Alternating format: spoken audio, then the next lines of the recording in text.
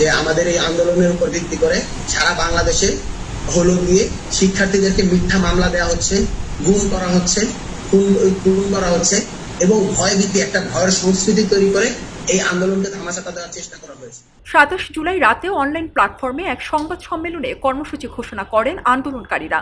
এই নতুন কর্মসূচি ঘোষণা করেন বৈষম্য বিরোধী ছাত্র আন্দোলনের অন্যতম সমন্বয়ক আব্দুল হান্নান মাসুদ। এ সময় আরও যুক্ত ছিলেন অন্যতম সমন্বয়ক মাহিন সরকার ও সহ সমন্বয়ক রিফাত রশিদ। আবার সেই প্রজ্ঞাপন খেলা। সংবাদ সম্মেলনে মাসুদ বলেন, আমরা 3টি বিষয় স্পষ্ট করছি। এর আগে 2018 সালে কোটা বাতিলের প্রজ্ঞাপন জারির পর সেটি 6 বছরও টিকেনি। তাই পরিপত্র খেলা বন্ধ করে স্টেক হোল্ডারদের, বিশেষ করে শিক্ষার্থীদের সঙ্গে আলোচনা করে একটি স্বাধীন স্থায়ী কমিশন গঠন ও কমিশনের সুপারিশ অনুযায়ী আইন পাশ করতে হবে। পুলিশ কনস্টেবল থেকে মন্ত্রী যতজন শিক্ষার্থী হত্যার সঙ্গে জড়িত তাদের অব্যাহতি দিয়ে আইনের আওতায় আনতে হবে। যতজন শিক্ষার্থীদের বিরুদ্ধে মিথ্যা মামলা দেওয়া হয়েছে তাদের মামলা প্রত্যাহার করে গুম ও আটককৃত শিক্ষার্থীদের 24 ঘন্টার মধ্যে মুক্তি দিতে হবে। ডিজিটাল অনলাইন অফলাইন ক্র্যাকডাউন তৈরি করে কারফিউ জারি করে এই হত্যাকাণ্ডগুলো করা হয়েছিল। এছাড়া 24 ঘন্টার মধ্যে যদি দাবি না মেনে না হয় তাহলে তারা আরও কঠোর কর্মসূচিতে যাবেন, প্রয়োজনে আবার মাঠে নামবেন। আলটিমেটামের নির্দিষ্ট সময়সীমার মধ্যে সরকার দাবি মেনে না নিলে আজ 28 জুলাই সন্ধ্যায় আবার নতুন কর্মসূচি ঘোষণা করবেন তারা। তারপর আমরা অফিসার থেকে এই ভয়ঙ্কর পরিবেশ থেকে, দমবন্ধ পরিবেশ থেকে এই দেশের ছাত্র সমাজকে নিয়ে মুক্তি দিতে চাই, নিজেরা মুক্ত করতে চাই।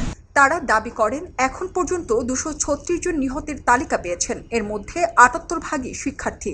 এই সংখ্যা হয়তো আরও বাড়বে। এখন পর্যন্ত 3500 শিক্ষার্থী আটক বা গ্রেপ্তার হয়েছে। বাসায় বাসায় গিয়ে অনেক শিক্ষার্থীকে এখনও তুলে নেওয়া হচ্ছে। বৈষম্য বিরোধী 32 সমন্বয়কের নামে মামলা করা হয়েছে, যেখানে শাহবাগ থানাতেই রয়েছে 11টি মামলা। এই ভার্চুয়াল সংবাদ সম্মেলনটি সঞ্চালনা করেন বৈষম্য বিরোধী ছাত্র আন্দোলনের সহ সমন্বয়ক রিফাত রশিদ।